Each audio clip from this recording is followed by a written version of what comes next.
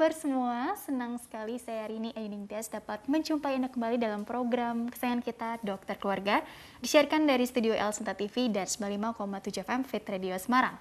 Seperti biasa, selama 1 jam ke depan kami akan menyajikan informasi seputar kesehatan Anda dengan tema spesifik kali ini mengenai kesehatan anak, yaitu musim hujan, waspada demam berdarah dengue menyerang. Bagi Anda yang ingin tanya, silakan kirim saja pertanyaan ke email kami di dokterkeluarga@gmail.com, dan acara ini juga bisa dinikmati di Spotify Dokter Keluarga.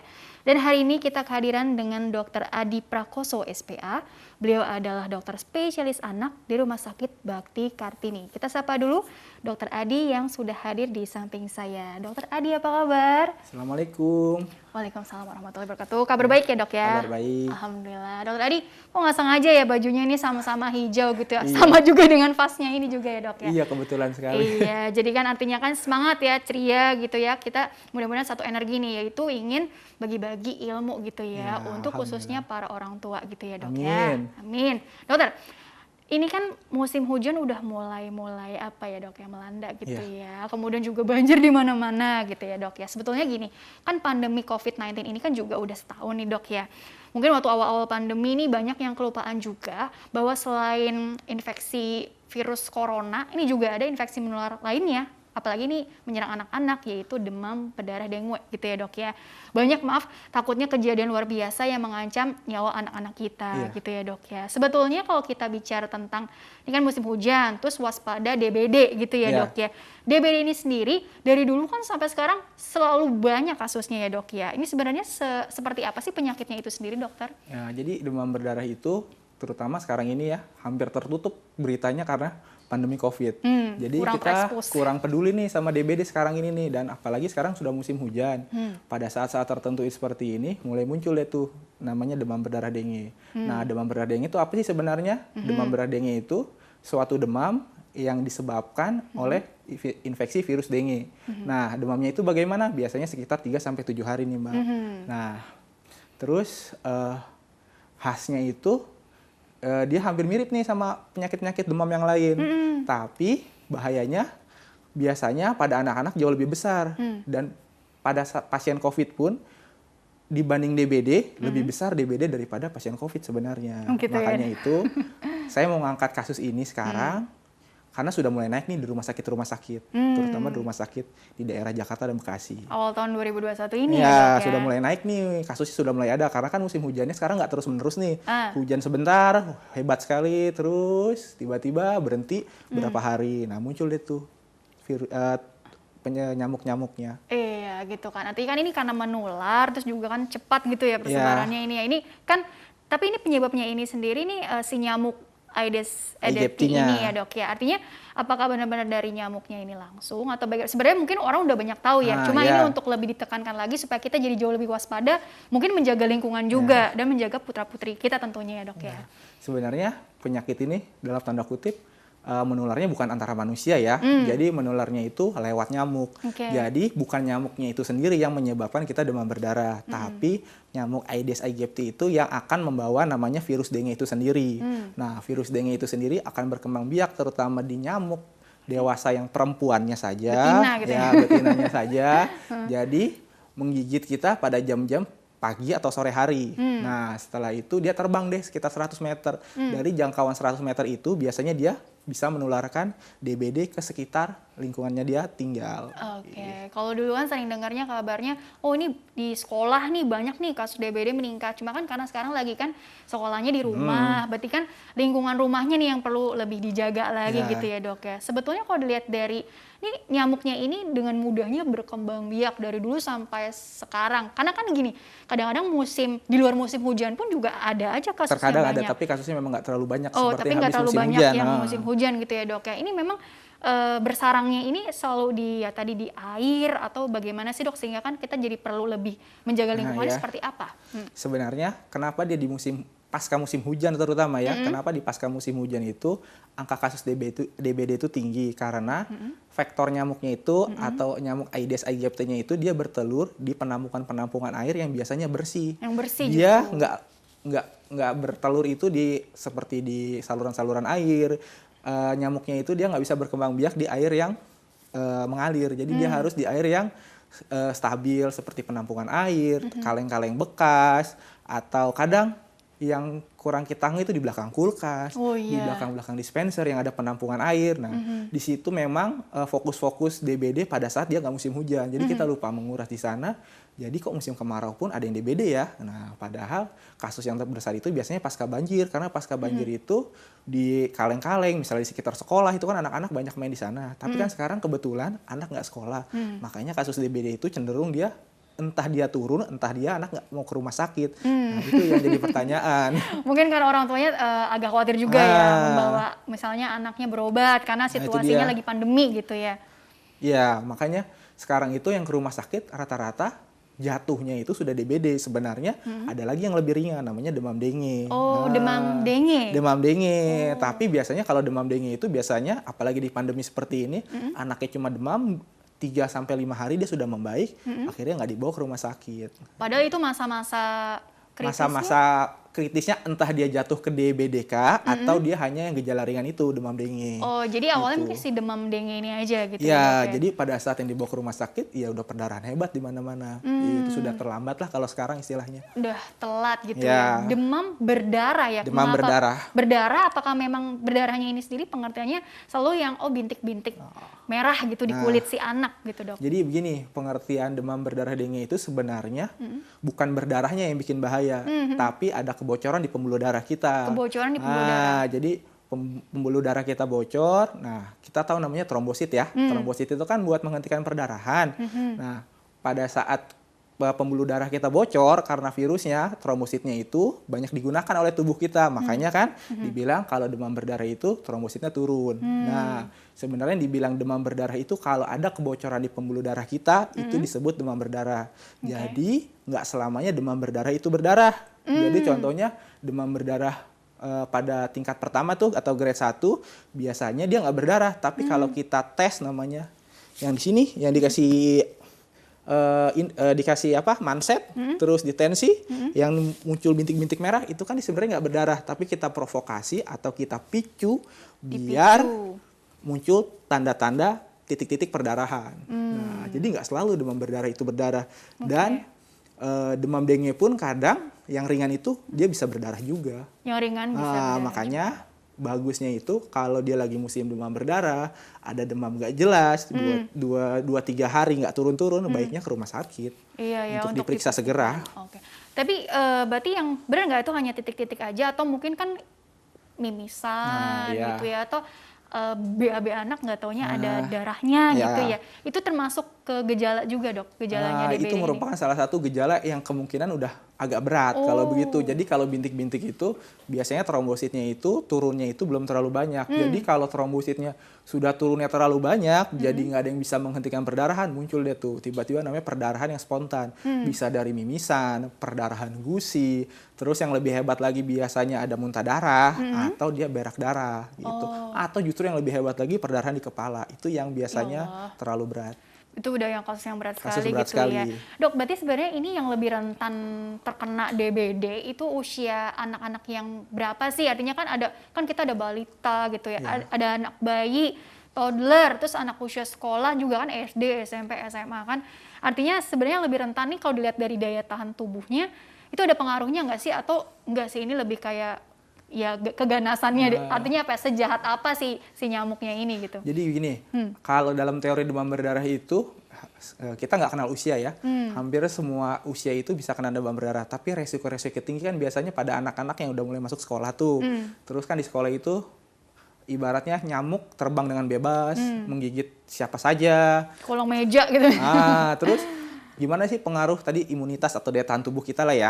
Nah, khasnya virus dengue itu kenapa dia berat, ternyata pada infeksi kedua dia baru menyebabkan dia berat. Infeksi kedua maksudnya artinya bagaimana? Kalau dia kena nih yang pertama nih, biasanya gejalanya tuh nggak berat, cuma demam dengue aja, atau justru dia istilahnya itu nggak bergejala atau asimptomatik. Makanya kalau sudah kena dengue atau demam berdarah yang pertama kali yang nggak berat, hati-hati untuk yang keduanya. Yang keduanya itu biasanya lebih berat. Beda sama virus lainnya nih. Kalau virus lainnya kan kalau yang kedua biasanya lebih ringan ya. Kalau demam dengue justru dia lebih berat. Nah, hati-hati. Terus yang kedua, untuk para bunda di rumah atau orang tua di rumah nih ya, kalau dia anaknya gizinya lebih atau berat badannya lebih, itu justru dia lebih bahaya.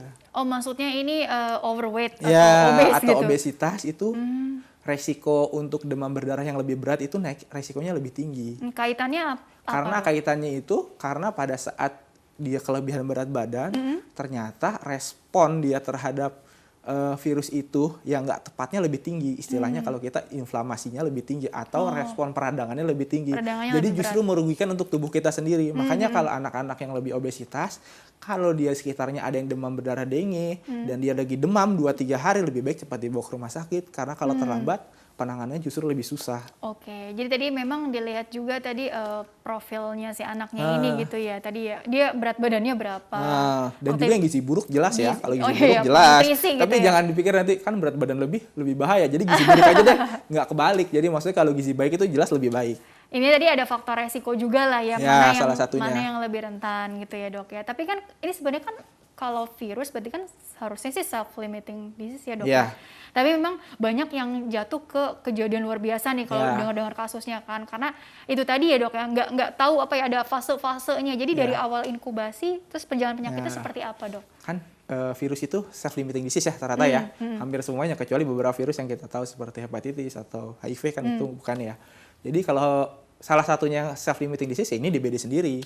Jadi sebenarnya kalau kita biarkan put, dia akan sembuh sendiri. Tapi kan masalahnya dia memberikan gejala kan ya. Nah, dari dia mulai digigit nyamuk ini, biasanya dia ada masa inkubasi. Masa inkubasi itu dari awal digigitnya kita nyamuk, masuknya virus, sampai muncul gejala awal nih. Gejala yang nggak berat, misalnya seperti demam, nyeri-nyeri badan, sakit kepala. Nah, itu biasanya mulai hari kedua atau hari ketujuh. Makanya kalau kita nanya ke pasien, ada yang demam berdarah nggak? Misalnya satu rumah ada demam berdarah, nah kita lihat nanti perubahannya 2-7 hari ke depan ada yang sakit lagi nggak seperti dia. Nah gitu, setelah itu baru tuh muncul demam. Demamnya nggak jelas nih penyebabnya, seperti demam lain lah. Seperti demam itu 1-3 hari nih. Nah 1-3 hari itu demam, nyeri-nyeri badan, nggak ada sama sekali tanda-tanda perdarahan. Oh jadi apa ya istilahnya, jangan kaget atau jangan heran juga kalau anak yang tadinya ceria, masih main-main di dalam rumah gitu ya, mengeksplor ruangan, tahu-tahu malamnya demam, terus dia jadi mungkin belum lesu atau bagaimana dok di awal-awal? Kalau di awal-awal itu dia sama seperti demam lainnya, dia cuma demam saja, sama penurunan nafsu makan, nyeri kepala, nyeri itu badannya biasanya ngilu-ngilu semuanya, terus sama sekali nggak ada tanda-tanda ke arah perdarahan, tapi dia khasnya itu demamnya terus-menerus, dikasih obat penurun panas ya seperti paracetamol, turunnya paling cuma 4 jam sampai 5 jam, habis itu dia naik lagi. Terus sampai 3 hari nih. Nah titik poin di 3 hari itu harus diputuskan ini sakitnya ke arah mana, makanya kita lakukan pemeriksaan darah di hari situ. ketiga, hari ketiga sampai hari kelima. Oh jadi ibaratnya di hari 1 sampai ketiga kita pantau dulu dengan obat-obatan di rumah ya, paracetamol tadi gitu ya, menurunkan demamnya dulu nih. Karena gitu hampir semua virus demam 1-3 hari juga sih. Makanya kita nggak rekomendasi kalau pada saat itu dengan kondisi klinis yang bagus untuk pemeriksaan darah ya, dengan kondisi klinis yang bagus. Oke, dokter kita jeda dulu sebentar, nanti dilanjutkan kembali di segmen selanjutnya, akan ada slide juga yang bisa dokter Adi jelaskan lebih detail ya. Dan pemirsa jangan kemana-mana, tetaplah bersama kami akan kembali sesaat lagi.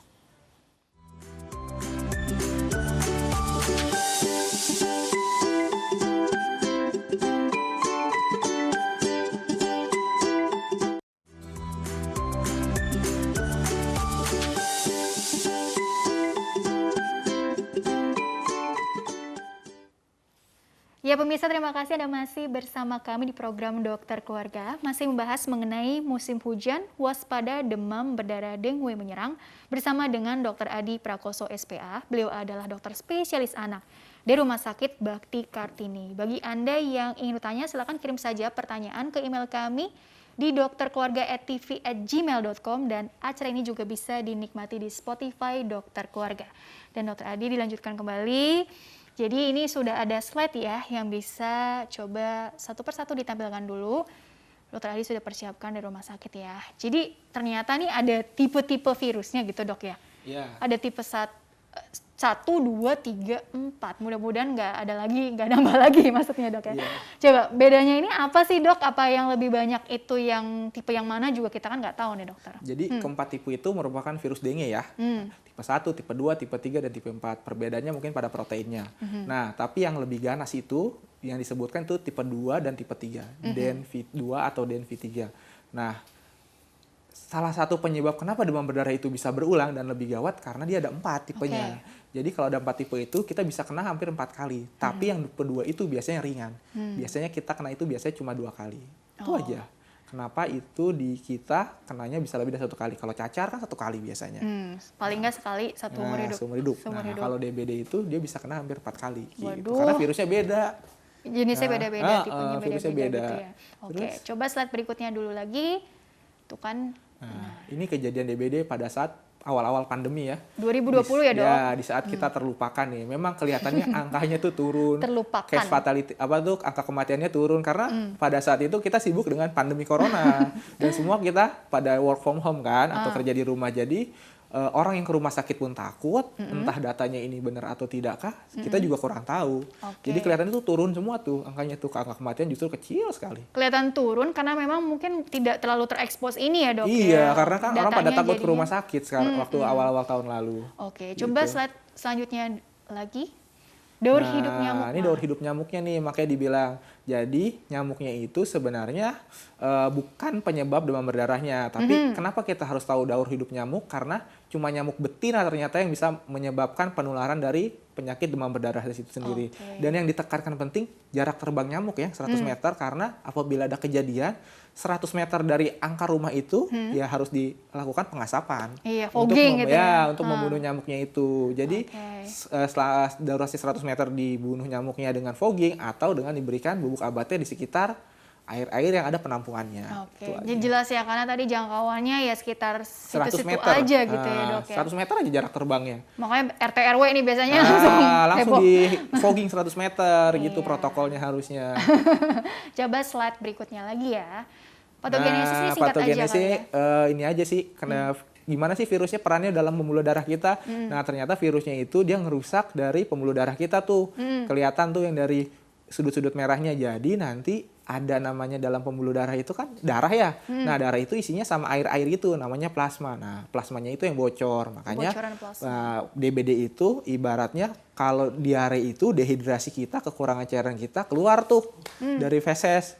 Nah tapi kalau DBD itu kehilangan cairan dalam tubuh kita sendiri. Jadi keluar dari pembuluh darah. Nah itu yang bahaya karena kita agak susah mengontrolnya. Coba slide berikutnya lagi ya. Ini gejala-gejala yang perlu diperhatikan oleh orang tua kali ya, Dok? Nah, ya, yang pertama jelas ya, demam sekitar 2-7 hari. Nah, kalau ada demam nggak jelas 2-7 hari tanpa gejala yang khas seperti batuk pilek, mencret, hati-hati kalau dia DBD, apalagi setelah musim hujan. Di atas berapa, Dok, suhunya tadi perlu ditekankan? Di atas 37,8 lah. Tapi biasanya kalau DBD itu tinggi, 38,5, 39, kadang sampai 40. Dan dia tuh terus-menerus 2-7 hari. Spesifik gitu ya? Spesifik dan biasanya nggak ada gejala lain tuh. Biasanya nggak ada batuk pilek, nggak ada diare, walaupun terkadang ada ya. Mungkin itu terjadi bersamaan dengan penyakit lain gitu, bisa jadi kalau begitu.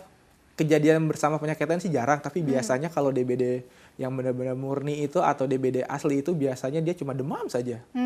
Dan biasanya diikuti dengan gejala penyebab demam ya, biasanya nyeri kepala, badannya sakit-sakit. Nyeri pada ulu hati. Nah, biasanya kalau pada DBD ini hati-hati. Kalau dia demam tinggi, anaknya nih nggak pernah punya riwayat nyeri ulu hati sebelumnya nih.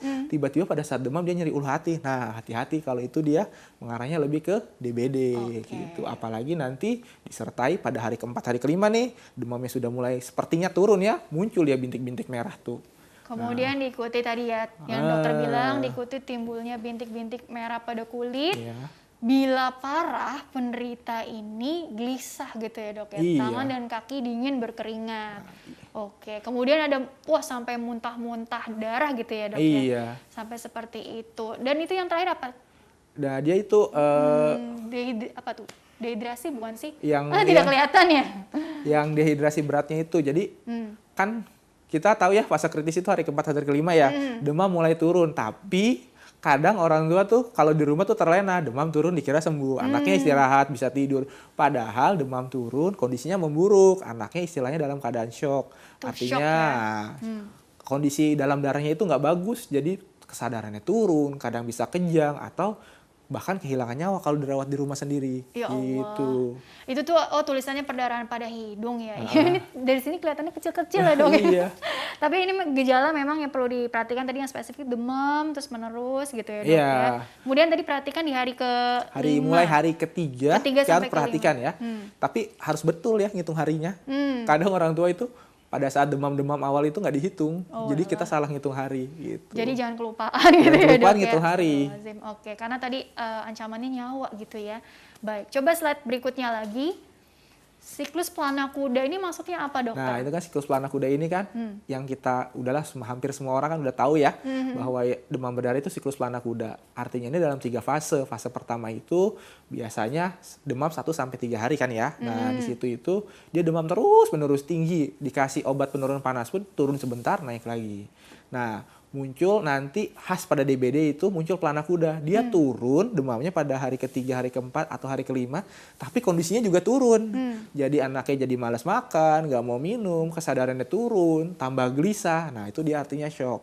Gejala shock. Artinya shock. Nanti kalau dia sudah mulai penyembuhan, artinya trombositnya sudah mulai naik, terus kebocoran dari pembuluh darahnya sudah mulai teratasi. Nah mulai dia demam lagi tuh. Nah, mulai muncul demam lagi pada hari ke-6 dan hari ke-7. Naik lagi gitu ya. Tapi biasanya pada hari ke-6, hari ke-7 itu karena dia sudah mulai masa penyembuhan, demamnya tuh udah nggak terlalu tinggi. Kondisi anak juga mulai membaik biasanya. Makanya siklus pelana kuda istilahnya nah, gitu istilah ya. pelana kuda.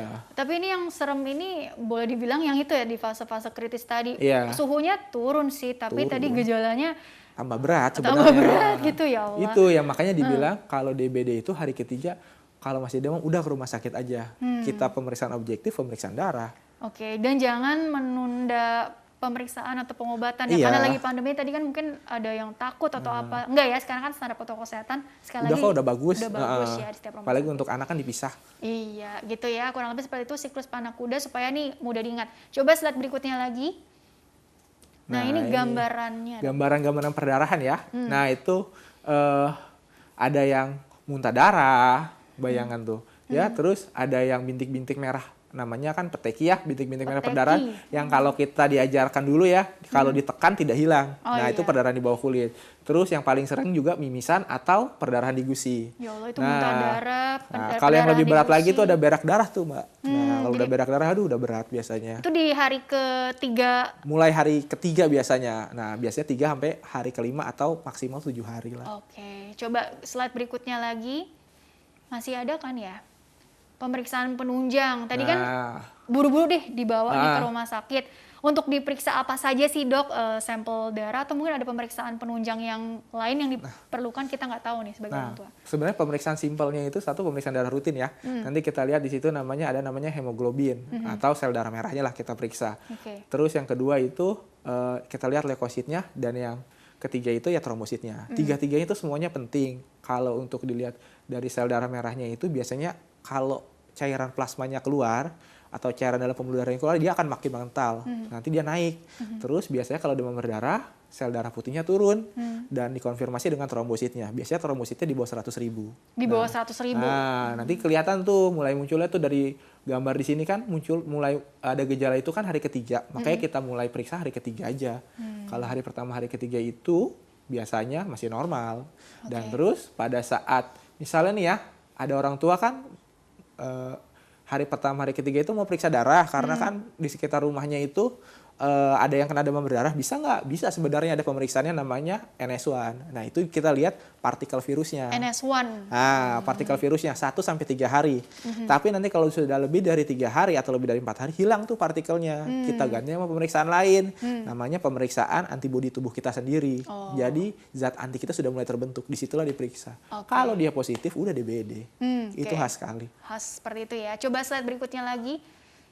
Kriteria menurut WHO ini tahun 97 tapi masih berlaku masih sampai dipakai sekarang sampai ya. sekarang. Nah itu dia. Kan jadul banget sih 97. Nggak ada yang terbaru apa WHO? Ada sih yang terbaru tapi berubah-berubah juga. Ujung-ujungnya lari ke sini juga sih. Ini yang lebih gampang lah diingat lah untuk para ibu. Yang pertama ya demamnya mendadak tinggi lah 2 sampai 7 hari. Terus ada perdarahan.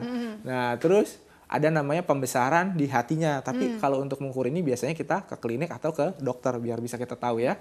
Terus ya itu dia tadi yang berat, yang shock. Ini tapi kriteria untuk di negara-negara mungkin tropik aja atau enggak, semuanya kan semua gitu ya dok ya? Ada berubah-berubah tapi nggak terlalu banyak kok. Terus laboratoriumnya yaitu dia trombositopenia kurang dari 100.000 atau namanya hemokonsentrasi. Nah tadi saya bilang darah rutinnya aja yang penting. Kalau sudah ini terpenuhi 2 dan 2 di atas dan 2 di bawah, ya udah kita diagnosa. Walaupun sekarang udah ada pemeriksaan lebih canggih kan, namanya NS1. Kita periksa aja partikel virusnya, sama IgG-IgM-nya, antibodinya, itu kan lebih enak. Zaman sekarang orang tua biasa udah tahu ya ini NS1, tadi IgM, segala macam gitu ya. Nah, terus, coba slide berikutnya lagi atau mau dijelaskan lagi boleh. Yang tadi? Coba slide sebelumnya dulu ya.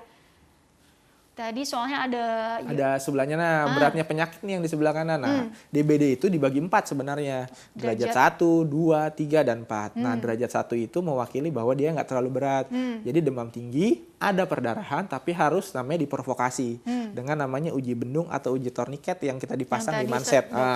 Kalau dia positif, nah dia derajat 1. Biasanya ya udah DBD tapi biasanya nggak terlalu berat. Kalau derajat 2 tuh udah perdarahannya tuh spontan, jadi artinya tiba-tiba igusinya berdarah, terus hidungnya berdarah. Nah kalau derajat 3 ini sudah mulai bahaya, artinya dia udah mulai dehidrasi, nadinya mulai lemah, nadinya mulai cepat, nah sudah mulai ada penurunan kesadaran. Tanda-tanda dehidrasi, penurunan kesadaran, hipotensi itu tadi. Iya, mulai turun tensinya, akralnya mulai dingin, sudah mulai shock lah istilahnya.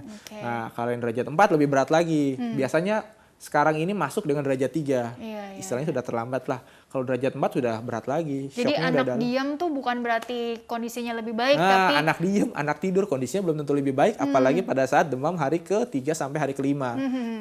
Kalau anaknya udah bisa mengeluh kan enak ya dok. Maksudnya kita tahu apa yang dirasakan, tapi kalau mungkin aja kan ini dialami oleh usia yang lebih muda sekali sehingga belum bisa mengeluh. Jadi kan tanda-tanda yang perlu dipahami berarti kan dari gejala fisiknya orang tua harus lebih aware dong. Ya, karena ya anak kan nggak bisa mengeluh ya.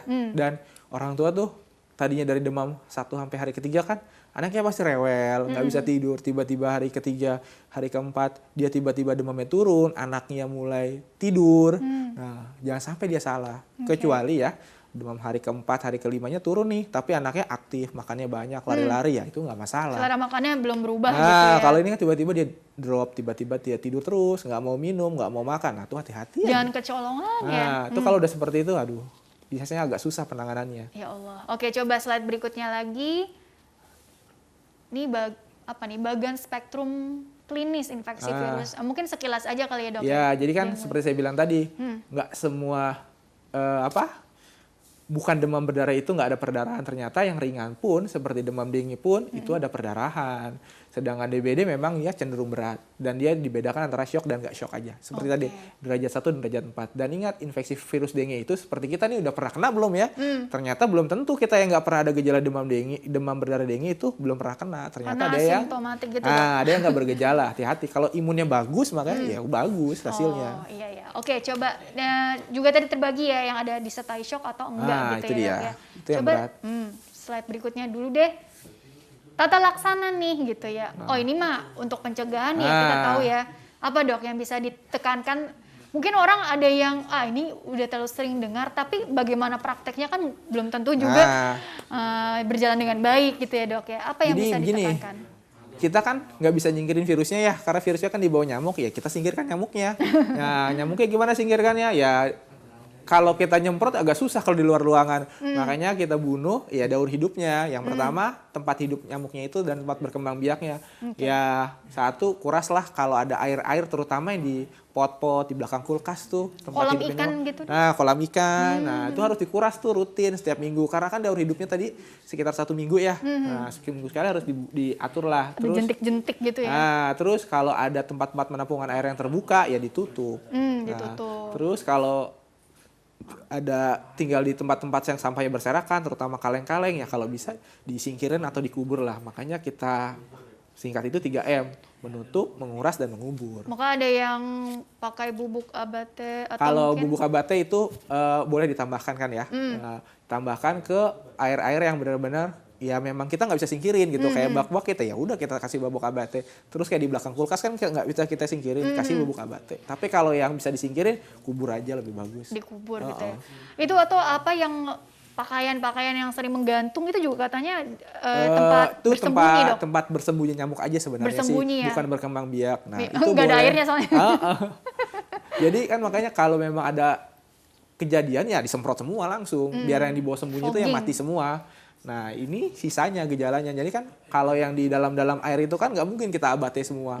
Terus yang di dalam-dalam kaleng lebih baik dikubur. Oke. Tapi fogging cukup efektif ya, Dok ya, untuk mematikan ininya apa, jentik-jentik nyamuknya tadi. Kalau abate iya, tapi kalau untuk foggingnya itu nyamuk dewasanya yang dibunuh. Nyamuk dewasanya yang terbang gitu ya, atau mati. Iya.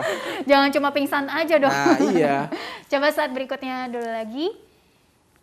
Penanganan awal mungkin di hari pertama sampai hari ketiga ini kan dikasih obat penurun panas. Terus dijaga supaya nggak dehidrasi ya, Dok ya? Iya, minum yang banyak pokoknya. Selama dia habis minum aja yang banyak. Terus jangan lupa dipantau kencingnya. Jangan minum yang banyak, nggak keluar. Nah, tuh hati-hati tuh. Bahaya juga tuh. Bahaya tanda-tanda juga. apa, Tanda-tanda artinya di pembuluh darahnya udah ada yang bocor. Ya Allah. Nah, kalau dia minum banyak, kencingnya banyak, ya insya Allah masih aman lah. Warna urin ini nggak ada kaitannya nggak, Dok? Kalau dia makin pekat, hati-hati. Oke. Intinya berikan obat penurun panas, kompres, kemudian minum air yang ini bukan berarti harus jus jambu atau bukan. apa kan? Yang penting air aja. Ya, yang penting air yang sehat. Nah, jangan jamu-jamuan juga kan kita nggak tahu isinya apa. Tapi air yang sehat aja. Atau mungkin elektrolit atau boleh, yang mengandung. Terserah, yang penting air, mau air apa? Mau air jus buah atau apa aja air putih atau orali, terserah. Kalau si anaknya ini, Dok, tidak bisa artinya begitu minum atau makan muntah lagi. Itu harus dibawa mau nggak mau.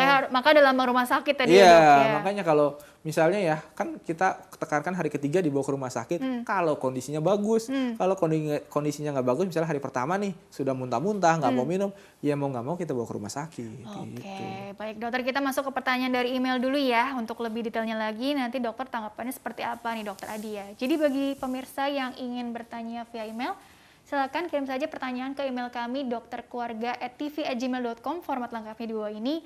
Nama, usia Anda atau usia anak Anda ya, berarti di sini ya, serta tempat tinggal Anda. Baiklah, pertanyaan pertama ini, ini untuk orang dewasa nih, Dok. Iya. Indah 25 tahun Tangerang. Tapi pertanyaannya tentang anak juga sih. Dok, apa bedanya DBD pada anak dengan dewasa? Bedanya itu apa sih? Karena usia saya 25 tahun, saya sudah 3 hari ini panas naik turun, Dok. Terus badan pada nyeri semua dan kepala pusing. Saya sudah cek darah dan saya dinyatakan kena DBD, tapi trombosit saya pas dicek masih bagus gitu ya. Dan saya tidak dirawat, hanya dikasih obat dari rumah sakit. Setelah dikasih obat, ini sudah hari keempat, badan saya sudah mendingan. Kalau saya dirawat di rumah, apa sebetulnya boleh, Dok? Atau saya seharusnya dirawat di rumah sakit? Terima kasih. Nah, ini pertanyaannya cukup... 1, 2, 3. Iya, ini hari keberapa nih? Hari keempat, badan sudah agak mendingan, dokter. Apa bedanya dulu deh DBD pada anak dengan DBD pada orang dewasa, Dok? Nah, sebenarnya gejala DBD pada anak sama dewasa tuh mirip-mirip lah, hampir sama lah ya. Kecuali yang serangan pertama saya bilang. Kalau serangan pertama itu biasanya bisa tanpa gejala atau gejala ringan. Nah, makanya kadang kalau dibedakan sama dewasa gimana sih? Kalau dewasanya itu biasanya udah kena pada saat anak-anak, ya biasanya lebih berat. Itu aja. Terus penanganannya ya sama aja sebenarnya sih, cairan. Penanganannya sama aja gitu ya. Jadi sebenarnya nggak terlampau ada perbedaan yang signifikan. Atau mungkin anak-anak daya tahan tubuhnya tidak sehebat orang dewasa gitu, Dok. Jadi mungkin recovery-nya tuh lebih makan waktu atau mungkin lebih rentan jatuh ke tahap yang shock gitu atau bagaimana, Dok? Kalau untuk daya tahan tubuh, ya memang kalau pada anak-anak lebih muda harusnya kan lebih berat ya, karena daya tahan tubuhnya nggak terlalu bagus. Tapi masalahnya yang DBD pada saat anak yang lebih muda itu biasanya serangan pertama. Nah, dia nggak terlalu berat. Jadi anak-anak yang agak besar biasanya tuh yang agak berat karena dia serangan kedua. Nah, biasanya itu hampir sama tuh kayak dewasa gitu. Tapi masalahnya kalau dewasa itu kan kalau dia sakit dia masih bisa ngurus dirinya sendiri. Dia bisa minum banyak segala macam. Makanya kalau anak itu biasanya ya lebih warning lah, lebih tanda bahayanya lebih tinggi lah. Orang tuanya harus lebih telaten gitu ya. Terus kemudian ini ya yang jadi perhatian juga, ini sebenarnya pertanyaannya cukup menarik karena ini juga sering ditanyakan juga pada kasus di anak-anak juga, Dok. Misalnya, kok anak saya DBD malah disuruh dirawat di rumah, kenapa nggak dirawat di rumah sakit? Jadi kriteria yang dirawat atau ditangani di rumah sakit setelah katakanlah di hari ketiga ini kok demamnya masih seperti ini ya gitu ya. Kemudian dibawa ke rumah sakit terus boleh dirawat di rumah gitu. Tapi ini harus dirawat di rumah sakit, kan ada tuh kriteria-kriterianya. Apa sih dok yang bisa dinilai di sini dok? Yang pertama pada saat pertama hari ketiga ya, dia mulai dirawat di rumah atau di rumah sakit nih. Yang pertama kan kita harus lihat nih, gejala lain dari DBD selain demam itu apa. Yang pertama kalau dia terus muntah-muntah, nggak mau minum, sebelum hari ketiga pun ya nggak apa-apa dirawat. Nah kalau dia terdiagnosa DBD ya, terus setelah hari ketiga ini kira-kira apa sih kenapa dia sebabnya dirawat? Yang pertama indikasi yang absolutnya dia masuk ke DBD. DBD itu dalam arti ya trombositnya di bawah 100.000, terus dia muncul gejala-gejala perburukan seperti syok, penurunan kesadaran, apalagi disertai dengan daya kejang atau perdarahan, ya lebih baik kita rawat di rumah sakit. Tapi kalau kondisinya bagus, anak misalnya kan ini orang tua ya tadi nanyanya ya, atau anaknya misalnya masih mau makan, masih mau minum, masih aktif, trombositnya masih di atas 100.000 atau bahkan di atas 150.000, ya artinya dia kan gejala ringan, boleh di rumah aja. Tapi dengan syarat ya, catatan ya, kalau di rumah saja harus dipantau ketat, terutama urinnya atau air kencingnya. Kita tampung, kalau yang diminum banyak, yang keluar banyak, ya insya Allah aman. Terus jangan lupa per 24 jam kita cek, lakukan pemeriksaan darah rutin lagi ke rumah sakit. Nah, jangan sampai kita dirawat di rumah tapi terlena gitu aja. Oh berarti boleh dirawat di rumah nih, terus nggak dipantau, tiba-tiba drop kan kita nggak tahu. Iya, begitu apalagi salah ngitung hari, nah itu yang bahaya. Itu yang kasus-kasus yang sampai maaf kematian, berarti itu memang ada bukan salah treatment sih, ada yang miss gitu ya dok? Nah biasanya itu yang misalnya yang kematian ya satu, terlambat dibawa ke rumah sakit. Yang kedua ada penyakit penyerta, contohnya misalnya keganasan memang, dia jadi semakin berat, atau ada penyakit yang lain lah ya. Nah, terus yang ketiga itu ya seperti itu saya bilang tadi, yang pertama misalnya anaknya obesitas, berat badannya lebih, biasanya itu gejalanya lebih berat. Nah hati-hati tuh. Jadi ada faktor penyulit atau faktor penyerta lainnya. Atau ya miss aja orang tuanya biasanya. Ya Allah. Karena di rumah aja ya keburu berat, susah ditangani di rumah sakit. Oke dokter, terima kasih penjelasannya. Itu tadi untuk Indah, semoga terjawab dengan sangat detail. Pertanyaan berikutnya ini dari Ibu Ninis 30 tahun dari Depok. Dok, saya mau tanya, apa benar ya vaksin DBD pada anak hanya dapat diberikan untuk anak usia 9-16 tahun yang sudah pernah terinfeksi DBD saja? Apa benar vaksin tersebut hanya untuk anak yang sudah pernah terkena DBD agar kalau terkena lagi kondisinya tidak lebih buruk? Bagaimana penjelasan dokter? Anak saya baru usia 4 tahun, berarti belum perlu divaksin DBD ya dok? Makasih dokter gitu. Jadi bagaimana ya dok ya seputar vaksin upaya pencegahan sih nih? Nah, vaksin DBD kan termasuk vaksin baru ya, sekitar baru 2015-an lah ya kalau nggak salah. 2017 baru disahkan. Nah, kenapa vaksin ini di atas umur 9 tahun aja? Karena biasanya karena uji keamanan. Biasanya karena uji keamanan kita berikan di atas 9 tahun. Nah, selanjutnya itu pertanyaannya harus setelah post DBD istilahnya ya, setelah DBD baru dikasih. Ya, karena kan saya bilang tadi, karena kalau infeksi kedua itu yang cenderung lebih berat. Makanya pada saat infeksi pertama baru boleh diberikan vaksin DBD itu sendiri. Nah, gunanya apa? Agar infeksi kedua itu dia nggak terlalu berat. Nah, kan dia ada 4 virus ya, vaksin itu ada 4-4-nya di sana. Jadi andai pun kena, daya tahan tubuh kita sudah ada, jadi nggak terlalu berat. Gitu. Jadi di vaksin itu ada 4-4-nya di situ gitu ya? Terus kalau 4 tahun di vaksin DBD ya nggak usah. Kalau mau diperiksa dulu, ya itunya dulu, antibodinya. Tapi memang tadi untuk alasan safety ya dok safety ya? aja, karena kita kan berdasarkan penelitian semua. Oke, baik. Tapi memang buat yang sudah terkena nih ya, tadi yang lebih istilahnya bukan diprioritaskan sih, tapi karena memang mengingat kalau terkena lagi berulang lebih berat gitu ya dok ya. Oke, jadi untuk mencegah terjadinya perburukan juga ya. Oke dokter, kita jeda dulu sebentar, nanti dilanjutkan kembali di segmen terakhir ya dok ya. Boleh. Dan pemirsa jangan kemana-mana, tetaplah bersama kami akan kembali sesaat lagi.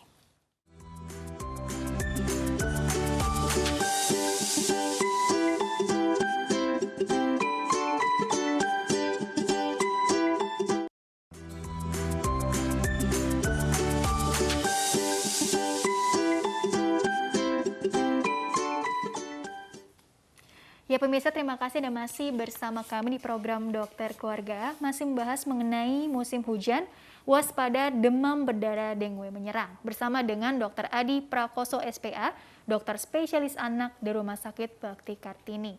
Dan Dr. Adi di segmen terakhir sebelum ke closing statement, jadi sebetulnya kan ini kan kejadian apa ya, bisa dibilang kasus DBD ini kan selalu aja ada gitu ya dok ya.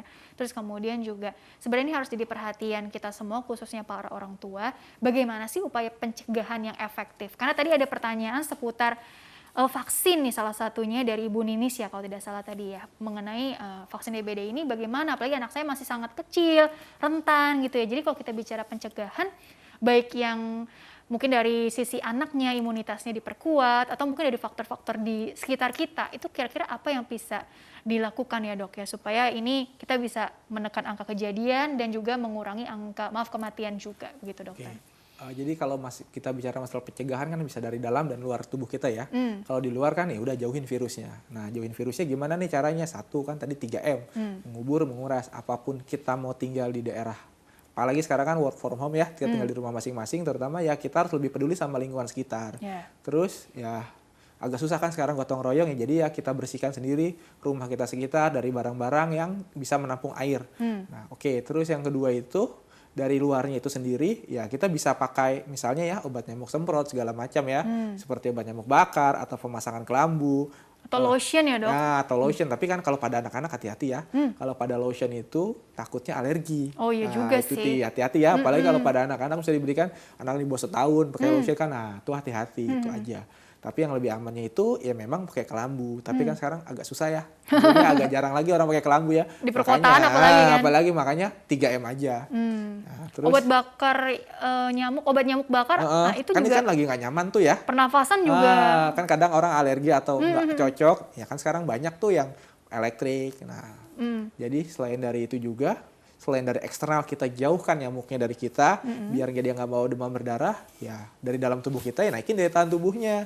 Caranya gimana ya? Makan makanan bergizi, terus perbaiki pola hidupnya. Jadi yang jarang bergerak nih ya kita olahraga, terus menjaga daya tahan tubuh kita ya kena sinar matahari juga. Apalagi kan kalau sekarang kan work from home nih, jangan sampai kita benar-benar tetap nggak mau di rumah aja, nggak mau keluar rumah. Nah hati-hati tuh, daya tahan tubuh kita juga bisa turun karena kita nggak terpapar sama sinar matahari, nggak dapat vitamin D3-nya. Jadi orang tua nih harus bisa mengajak anaknya atau memberi contoh juga gitu ya dok jadi ya. Tetap harus olahraga juga, jangan di rumah aja walaupun sekarang lagi pandemi ya. Tapi dalam arti ya nggak ke mall juga, maksudnya di sekitar rumah aja gitu. Yang penting kena sinar matahari lah ya. Terus selanjutnya itu vaksin ya. Nah masalah efektivitas vaksin, semua vaksin itu sebenarnya nggak ada yang 100% sebenarnya. Apapun itu, tapi dia bisa menurunkan angka kejadian yang lebih buruk. Itu sebenarnya yang kita cegah. Walaupun tujuan utamanya ya eradikasi, artinya itu memberantas DBD itu sendiri. Tapi sepertinya agak sulit kalau begitu. Jadi kita vaksin itu ya setidaknya angka kematian atau nanti kita kena nih nggak terlalu berat, itu aja. Berarti kalau yang usia anak 9 sampai 16 dan belum pernah terkena DBD gitu, tapi mungkin di sekitarnya nih kasus mungkin kakaknya atau adiknya atau tetangganya gitu yang sebaya gitu pernah mengalami, jadi nggak apa-apa ya dok ya divaksin aja untuk mencegah. Sih, bagaimana dok? Boleh sih kita vaksin tapi periksa dulu istilahnya titer antibodinya. Kalau memang sudah ada, misalnya sudah pernah kena nih, boleh divaksin. Artinya ditambahkan. Tapi kalau misalnya masih belum ada terbentuk atau belum kena ya nggak usah. Biasanya tergantung sih. Terus tadi juga menarik ya yang dokter bilang kalau bisa jangan terlalu sedentary lifestyle ya, apalagi yang tadi buat punya faktor resiko misalnya ada penyakit yang menyertainya atau mungkin tadi bawaan berat badannya berlebih. Nah kalau berat badan berlebih itu kan apapun yang berlebih itu kan nggak bagus ya sebenarnya. Jadi kalau berat badan anak berlebih itu memang kelihatannya sih lucu, tapi untuk jangka ke depannya itu banyak penyakit penyertanya nanti yang akan dia datang. Tadi ada DM, penyakit gula, penyakit jantung pada saat dewasanya, dan masa pendeknya itu kalau dia kena DBD ya lebih berat. Makanya nggak harus didietkan, tapi diatur aja makanannya. Dan aktivitas fisiknya aktivitasnya juga ya? Dinaikkan. Makanya saya bilang aktivitas di sekitar rumahnya itu ya olahraganya dinaikkan sama terpapar matahari biar daya tahan tubuhnya naik. Baik, dokter, karena waktunya juga yang terbatas, jadi kesimpulan yang bisa dokter sampaikan singkat saja mengenai tema hari ini kepada khususnya orang tua di rumah yang sedang mengikuti program ini ya dok ya. Silakan dokter kesimpulan. Jadi kesimpulan pada pagi hari ini, jangan lupakan DBD pada musim hujan ini. Walaupun corona, tapi angka kematian DBD pada anak tuh lebih tinggi sebenarnya daripada corona. Jadi tetap menjaga lingkungan, terutama 3M, waspada selalu DBD. Apabila ada anaknya demam 3-5 hari dengan penyebab yang nggak jelas, dan dengan kondisi anaknya memburuk, cepat dibawa ke rumah sakit. Terutama apabila ada di sekitarnya yang kena DBD, segera lapor ke ketua RT setempat biar dilakukan eradikasi virusnya atau pemberantasan virusnya dengan melalui fogging atau penaburan bubuk abate. Oke, baik Dokter Adi. Terima kasih telah berbagi ilmunya di sini. Insya Allah membawa banyak manfaat untuk orang banyak, sukses dan berkah selalu untuk Dokter Adi ya. Amin ya rabbal alamin. Dan pemirsa, terima kasih juga Anda telah mengikuti program ini. Saya Rini Ayu Ningtyas beserta seluruh kru yang tugas mohon undur diri dari hadapan Anda. Sekian dan sampai jumpa.